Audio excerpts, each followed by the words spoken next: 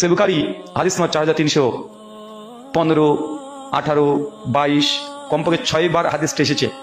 আল্লাহ নবীর কাছে একজন সাহাবী এসে বলছে, ইয়া রাসূলুল্লাহ, আমার পায়ে প্রচন্ড ব্যথা হচ্ছে, কিছু পরামর্শ দিন। আল্লাহ নবী বলছেন, তুমি হিন্দ আল হিন্দ মানে ভারতের যে চন্দন কাঠ আছে, চন্দন কাঠ, ওই কাঠ ব্যবহার করো। নিঃসন্দেহে চন্দন কাঠের মধ্যে কিছু হাদিস 7খানা, কিছুতে 8টা রোগের মেডিসিন আছে।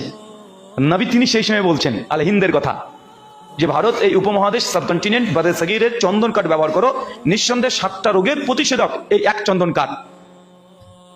আর এমনি ইন্ডিয়ান হিস্ট্রি যদি দেখা যায়, ইসলামিক হিস্ট্রি না, ইন্ডিয়ান হিস্ট্রি যা লিখেছেন, তারা এটা স্বীকার করেছে অনেক ক্ষেত্রেই, যে ভারত থেকে অনেকেই সৌদি আরবিয়াতে সেই সময়তে তারা যেতেন চিকিৎসক হিসেবে, চিকিৎসার জন্য। তার চিকিৎসা তখন বিখ্যাত ছিল। আর আরবরা তখন ভারতে আসতো ব্যবসা করার জন্য। তখন ভৌগোলিক দিক থেকে আরবদের চাইতে ভারত সাবকন্টিনেন্ট অনেক উন্নত, অনেক উন্নত।